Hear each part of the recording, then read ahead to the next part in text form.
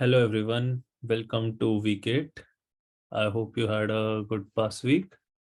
So before starting, I'd just like to wish everyone a happy Diwali. At the time of recording, it's a big Hindu festival of lights. So I'd just like to wish you all happy Diwali. And coming to the crackers, for the overview, we learned some JavaScript last time, and we're going to be following up on that. What the difference would be was last time we got to know like how we can take inputs and display things, have buttons, text box, and everything in the last recitation, and how to make it work. This time we are going to be focusing more on the power of JavaScript, something called functions, which would be a new concept and a very important one, but very simple though. And yeah, like how to create powerful stuff, not just simple addition or subtraction, much further than that using JavaScript. So this recitation is based on chapter 19 of your fluency textbooks, and there are two files needed called shell.html and interest rate.html, which are available through this path on Canvas.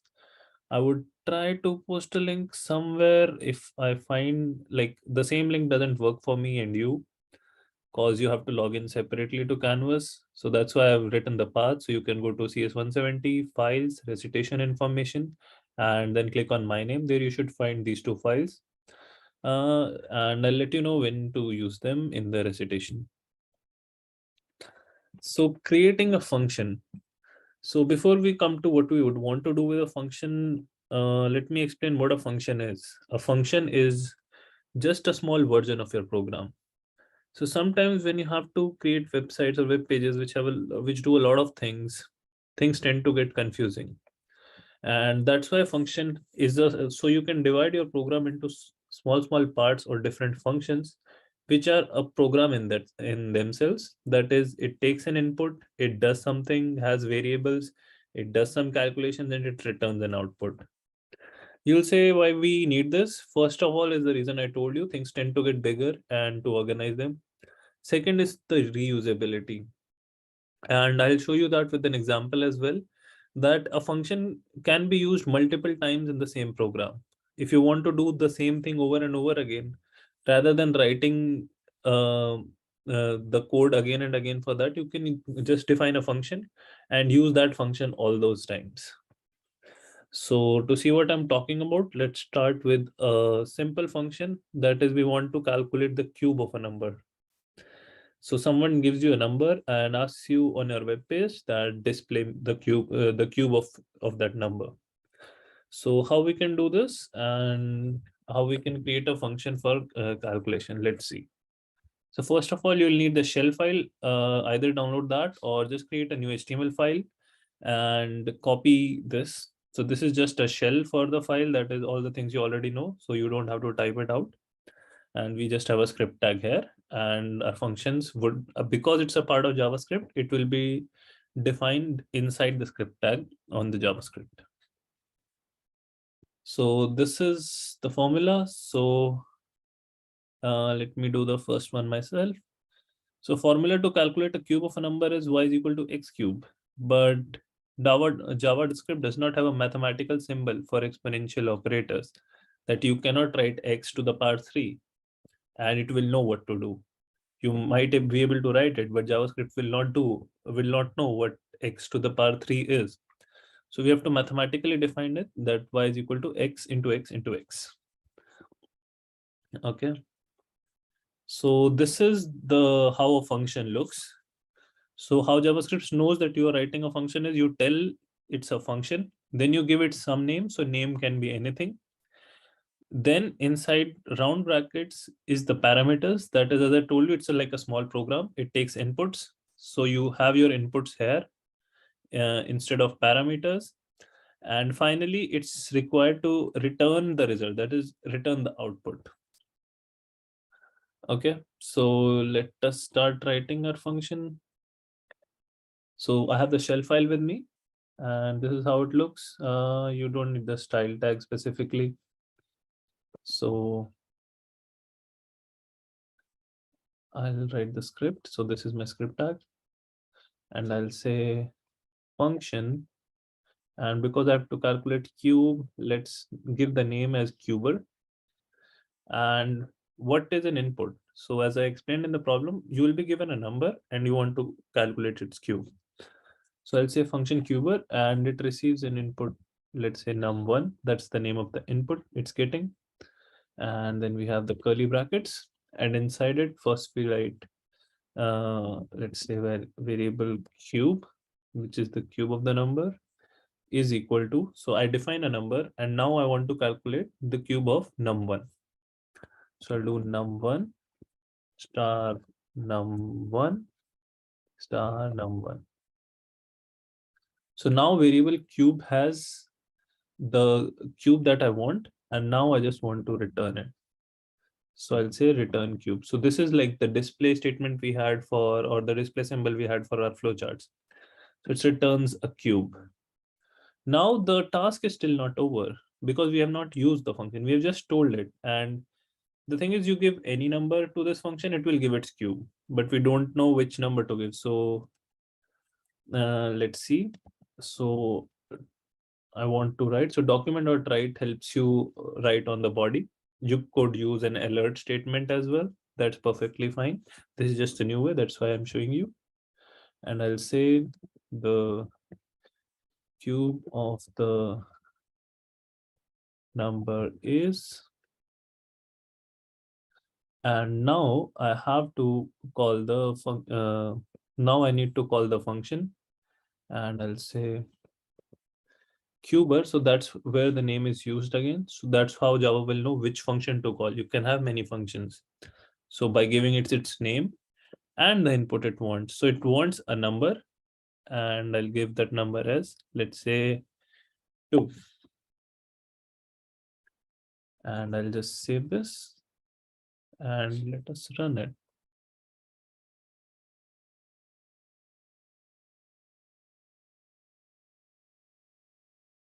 Okay, so this, you see, the cube of the number is 8. So we can see this is working. And now to see the power of it, let's say there were multiple numbers.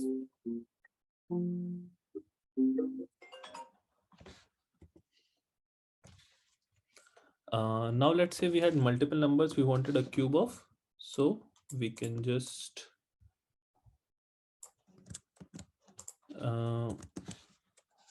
if this was number 1, let's say number 2 is, and let's say we have to calculate cube of 3. I'll save it and let's see on our web page again. So cube of number 2 is 27, which is the cube of 3. Formatting you can adjust, but see, if you had to like do it without a function, you'll have to write this formula again and again for all the functions here. And this is why functions are useful. However, number, you just call the function, give its input, and just you will get the output. And this is how the functions work. Now, coming back to the slides, this is just how the functions work. And sometimes when you are missing something, these are some of the problems.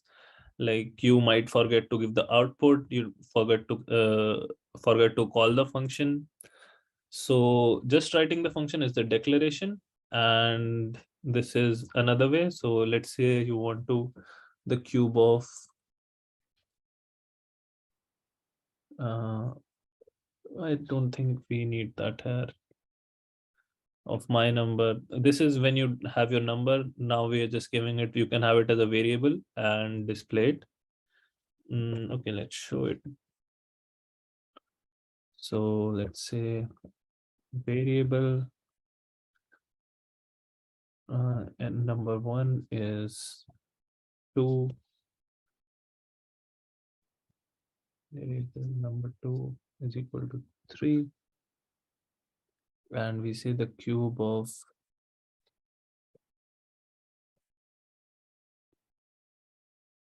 so we can add a plus sign and add our variable, and we can say this is this, the cube of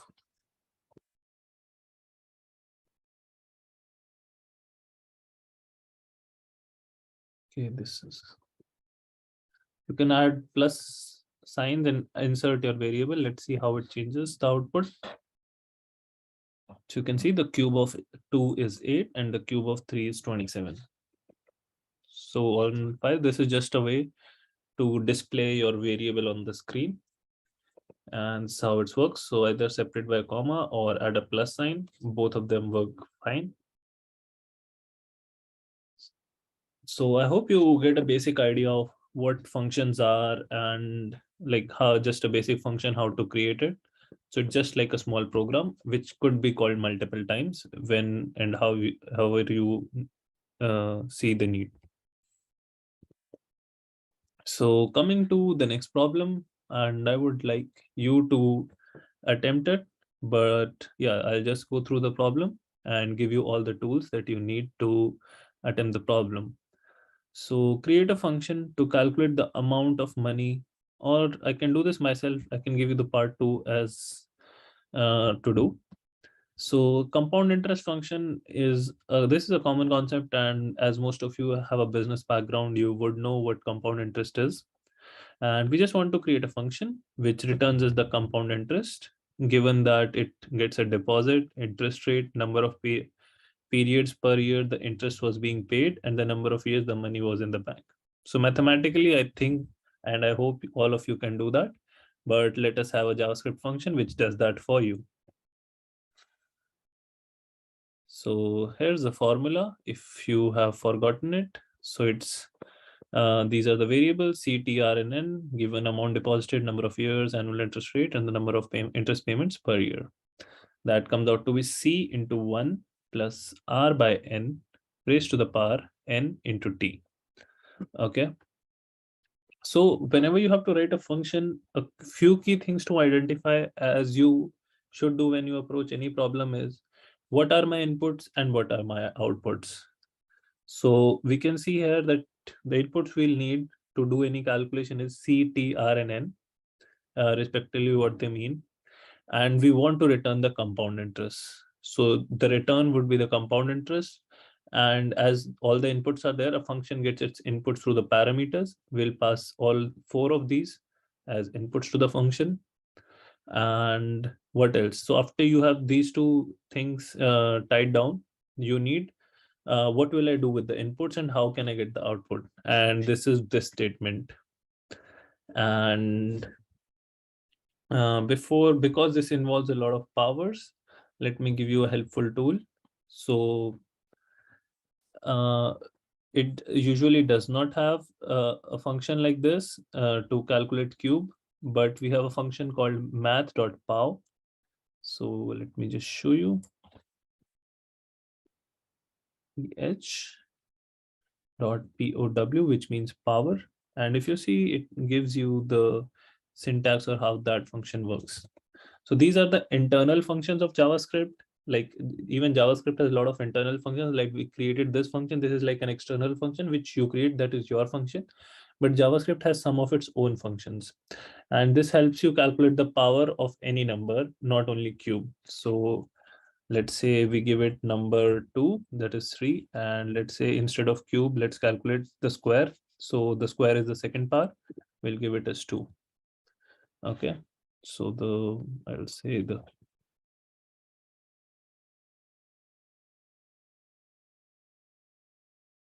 and let's see if happens. So the square of 3 is 9, so it gives me, if I wanted to get the cube, I'll just say this, and now I get the cube. So this function allows you to calculate any powers of any number or any variable. And this is because you need it here, because you need 1 plus R by N to some power N star T. Okay. So this is math.pow. And now let's start the code of the solution. So you can have 4 variables. So let me just start it off with you. So let's remove this. So variable C is equal to 100. variable r is equal to 10, variable t is equal to 2, variable n is equal to, let's say, 5. So these are all the variables we need for this equation, and I've just defined them with random numbers. Now you know that from the last recitation that you can even take them as input to your numbers, input to your functions, how to take it from the web page. You can have prompt commands, you can build buttons, and different ways of taking the input and giving the output to make your web page more interactive. But right now we are focusing on making the things work that we want to do, that is calculating the compound interest, and we'll come to the interactive part after this. So coming to this, now we want a function. So let's remove this function. So let's define a function called compound interest. So this is the name. You can have any name, just make sure you call it by the same name. And now what the input for this function are would be C, T, R, and N. This is our inputs, and let's call a variable called comp, and here we'll calculate. So this is still incomplete, and we'll return comp, which would be the compound interest. And once you have figured this part out, now we need to do how to make the input into the output. And this is using this equation. So this is C multiplied by, so we can do here C multiplied by, and that is 1 plus R by N. So, and it is to some power, to the power N into T. So let's use math.pow, and the number is 1 plus R by N, and the power we want is N into T. So I hope this makes sense. 1 plus R by N to the power N into T. Okay. And now we have got it. Now we want to call the function and get the output somewhere. So we can say the compound interest is, and now we we don't have to call cuber, but compound, and let's do that. But now notice that it won't get only one input. We need 4 inputs for it because it wants 4 inputs. And here we'll give our inputs C, T, R, and N. And let me just save it and go back to my program. And you can see this is the compound interest. So as I initiated random values, I got this number. You can verify it using the mathematical formula. Think that works. But basically, to give the gist of it, and I forgot this, so make sure you remember your semicolons. But this is how a function works. Now, given if you are given another set of values for CTR and N, you can again call the same function. It will be useful. You won't have to write this formula again and again. You can reuse it like this. So this was how functions work. And this was another example of power of functions and why they are helpful. Now coming to your task, I have shared the link of this file called interest rate for students in the path I told earlier. And just pause the video here and try and go through the file and see if you see anything new, or if you see anything familiar, try and run the file. I'll run the file for you. Here, let's run this file. Or let's first close this one. And now let's run and debug this. So this is how the file looks.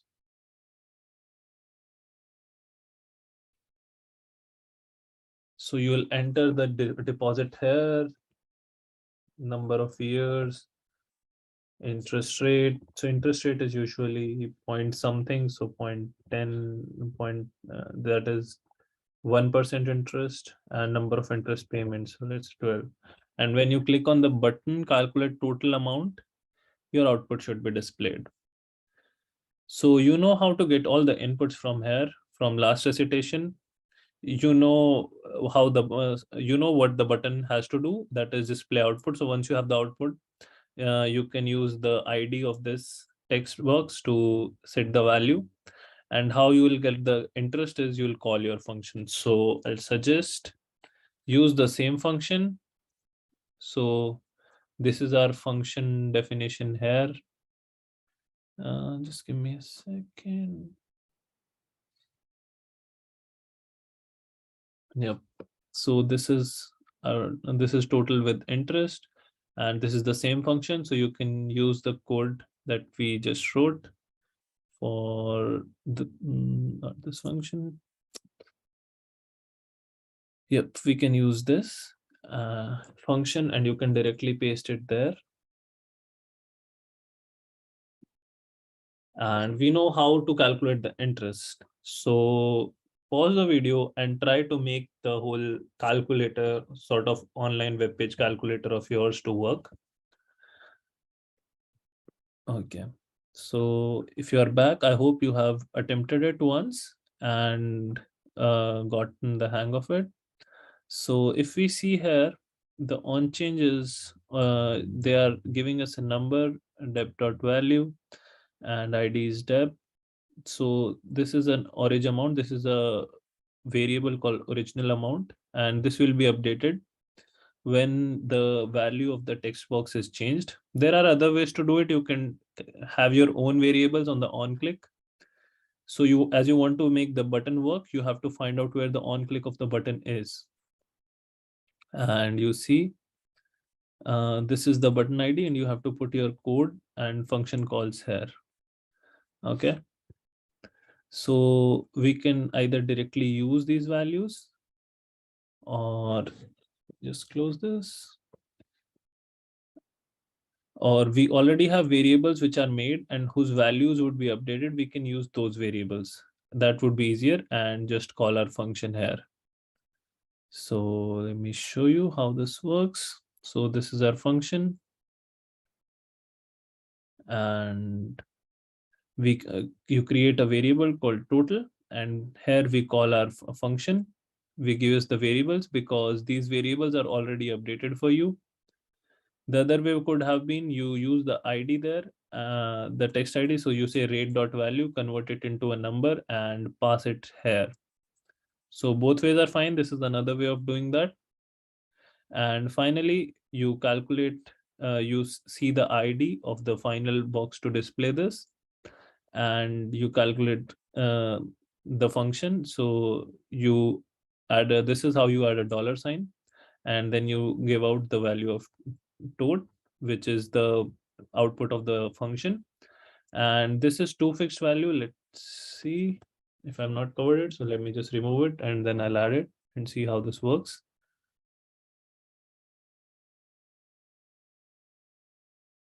So this time, let's say initial deposit is 1,000. It's deposited for 2 years at an interest rate of 10%, and let's say one payment. So this is our output, which is the compound interest. And you see this having a lot of trailing zeros is not usually very good. And that's why we use the dot to fixed. And here you provide the number of places you want after the decimal. So let's say 2. And now if you do 100 to, you see it's only up to 2 decimal places. This is very useful in formatting your data. You see dollar sign is coming because we are adding it here.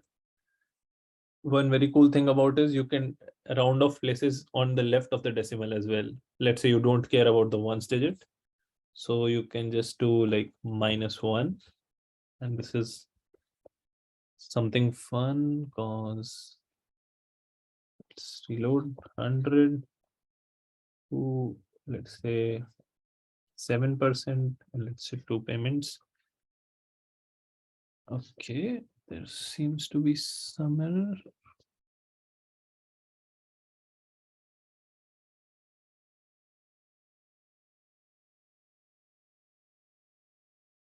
Oh, okay. I think that doesn't work here, as it tells me that it should be between 0 and 100. My bad. So we can keep it like, if you say it's 1, then it will be rounded off to 1 digit. So 2, 0.072, and now we have values only till 1 decimal place. Okay.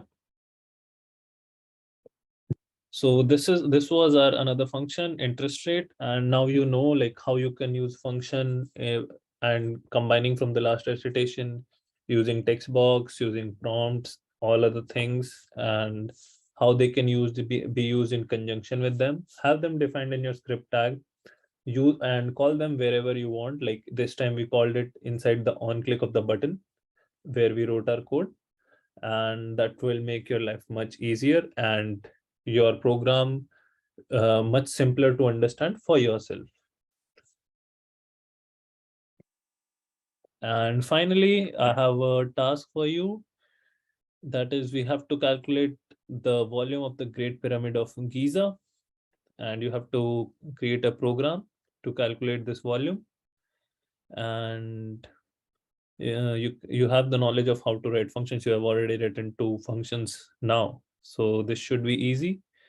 But this time instead we'll do a new thing. So we have tried creating variable names or passing the numbers directly. Second, we have tried having the values taken from text fields and displaying on text fields and using buttons.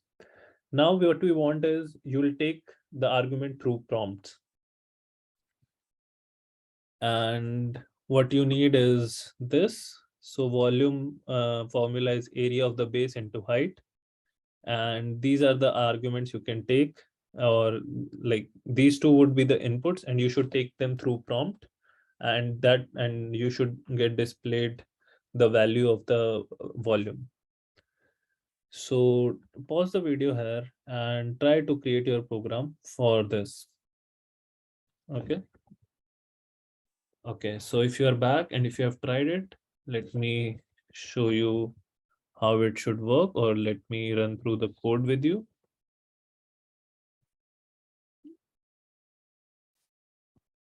So it's a so you see it's a very simple. So that is base area into height by 3. So you have a function called volume pyramid. You can have any name. It takes in 2 inputs, which is the base area and the height, and you just multiply them together and divide by 3 to get the volume. And how you take the input is through prompt, and you see prompt, enter the area of pyramid space, enter the height, and you do document.write the volume of pyramid is, and you make the call. So it's very similar to the cuber function. We have just changed the function. Instead of 1 inputs, we have 2 this time, and we just return the output. The way we do it is a bit different, as we are using prompts to make this to enter the numbers, and we'll see how this works. This should feel familiar to you, as we have covered prompts before.